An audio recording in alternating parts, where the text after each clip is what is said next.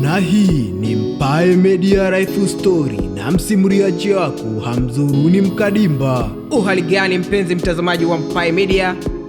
Tunakukaribisha sana kwenye channel yetu ya Mpae Media. Usikose kusubscribe, like na kushare ili uwe mwanafamilia wetu na sisi tujivunie uwepo wako wewe.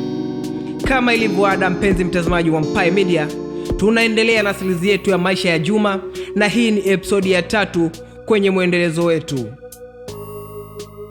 Tunakuomba utege sikio na usikilize mwanzo mwisho ili ujifunze mengi ya maisha kupitia stori hii ya Juma, stori ya kusisimua.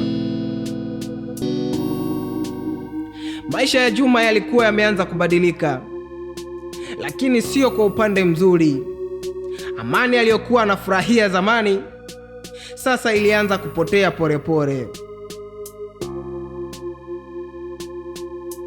Migogoro ilizidi kuwa mikubwa kila siku. Maneno makali, lawama na hasira vilitawala ndani ya nyumba yao. Mke alianza kuhisi kupuuzwa na Juma alihisi kutokueleweka. Siku moja, mke wa Juma alianza kuona mabadiliko ya ajabu. Simu zilizofichwa, safari zisizoeleweka na tabia mpya ambazo hazikuonekana hapo awali. Moyo wake ukaanza kuhisi kuna kitu hakiko sawa. Hatimaye siku moja ukweli ukaanza kujionyesha. Kumbe Juma alikuwa na ukaribu na mwanamke mwingine wa kazini. Alianza kama rafiki, akageuka kuwa mpenzi wa Juma. Mpenzi mtazamaji wa Mpae Media,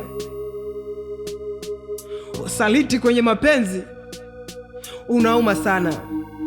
Hata mke wa Juma hakuweza kuvumilia swala hili.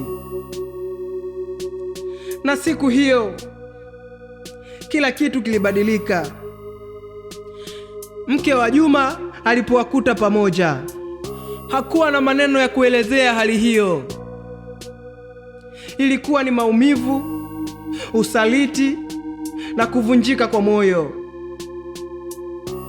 Baada ya tukio hilo, mambo hayakuweza kuwa kama zamani. Mke wake alitaka kuondoka. Juma alijaribu kumwomba msamaha, lakini ilikuwa ni vigumu. Biashara zake nazo zilianza kuyumba kwa sababu akili yake haikuwa sawa.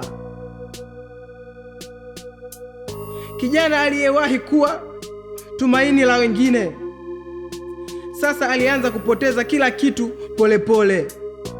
Amani ya moyo, upendo na hata mwelekeo wa maisha yake.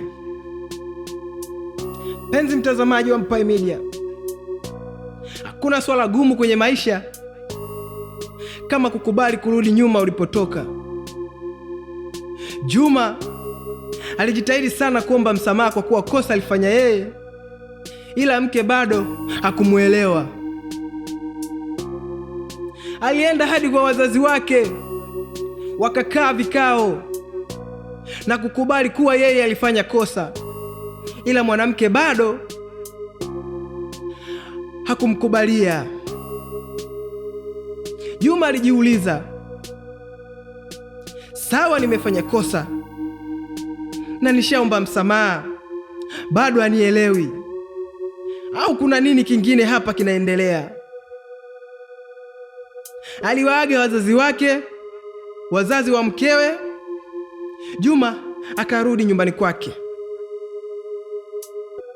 Alipofika nyumbani kwake, alikuwa ni mtu wa mawazo sana, kujiinamia, marejeo ya kumbukumbu za picha za mkewe, ila huku kichwa chake kilibaki kubeba mzigo mzito wa biashara anazoziendesha.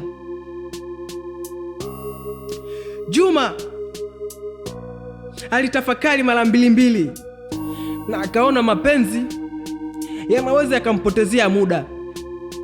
Akapata wazo la kuachana naye moja kwa moja. Akaingia kwenye draw ili atafute peni na karatasi aandike taraka apeleke kwa wazazi wake. Ila kipindi anafungua ile draw, anakuta nyaraka zake zote za kazini hazipo, na nyaraka zingine za mikataba mbalimbali ya kazini kwake hazipo. Akatafuta kadi zake za benki, nazo hakuziona. Kumbe yule mwanamke alipotoka alisomba kila kitu, na hadi password zote za Juma mwanamke alizijua. Juma alipatwa na hasira sana, mawazo yakamzonga. Ndipo alipoona bora arudi kwenda kule kwa mwanamke kuomba zile dokumenti zake zote. Alifika kwa mwanamke akamkuta, na wazazi wake akawakuta, ila mwanamke alikataa kata, sijachukua hizo mimi. Penzi mtazamaji wa Mpay Media, kwa leo tuishie hapa, na kama ilivyoada, mwisho wa episodi yetu ya 3 ndiyo mwendelezo wa episodi yetu ya 4.